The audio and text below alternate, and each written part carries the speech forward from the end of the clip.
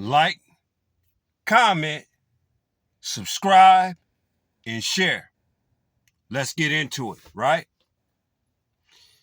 I was asked before, a while back, I was asked who would win in a race war between black people in America and white people in America. And surprisingly, there were some people that actually thought that black people would win a race war. And, I'm trying to wrap my head around the logic of that. I'm trying to figure out what would bring them to that conclusion. Because when you think about it, right, I think it would be over pretty quick. And I think that black people who call for a race war are really not understanding what we would be against. It really it boggles my mind, because let's look at this thing realistically, right? 75% of all kids that are raised in this family who are black come from a single parent home, and most of those are single mothers. Okay? Now, a lot of these single mothers never had a dad at home to teach them survival skills and how to fight. So that being said, I highly doubt that these single mothers are producing warrior sons, is because she doesn't have the warrior skills to pass down to her warrior sons and daughters, for that matter. Okay? In order to be a warrior, you have to have basic survival skills. Okay?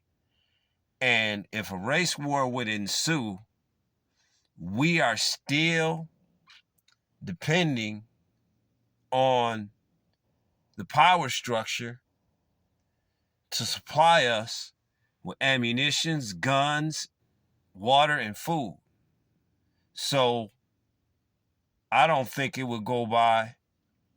I don't think that would fly good at all. Another thing, right? We don't have the unity. We simply just do not have the unity. Okay? Every single, I would say, self-defense group or organization that black people have started up, they've been infiltrated. Okay? We are easily infiltrated. We are easily swayed to turn against each other. All right? Take, for example, you have the Crips and the Bloods out in LA killing each other, while the LA gangs are killing them. So it's almost like we fighting a two-tier war. We're fighting our enemies, and then we're fighting ourselves, which is a recipe for disaster if you want to go to war. Okay?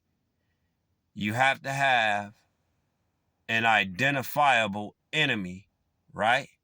And you have to be unified in attacking that enemy, which they're unified against us but we're not unified against them. Okay?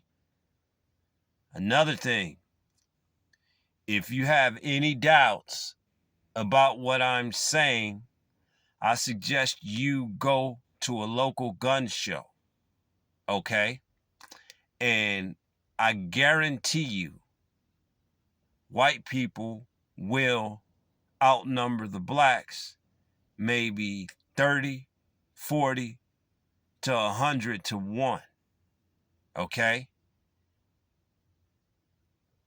That wouldn't go well, right? Then you have law enforcement, and then you have the military. Okay? That wouldn't go over well. So I think that is very unwise and is very dangerous for black people to talk about war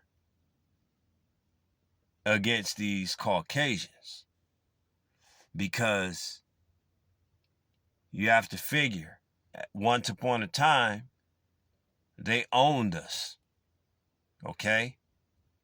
And by me being black, I don't take this fact lightly, because history always tends to repeat itself.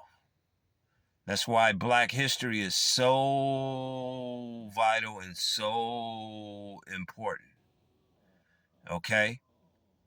Carter G. Woodson, he started Black History Month so that would never happen, and to give black people a sense of dignity, a sense of worth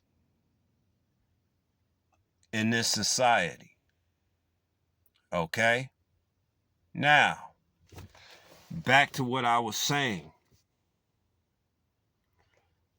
A race war,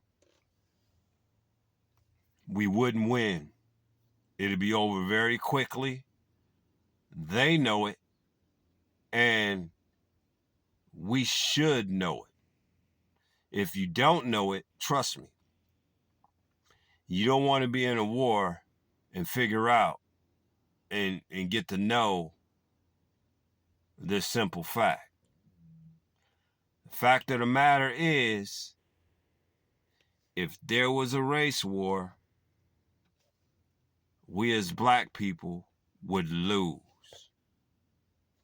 One of the reasons why, I'm military trained. Okay? I would say sharper than the average bear.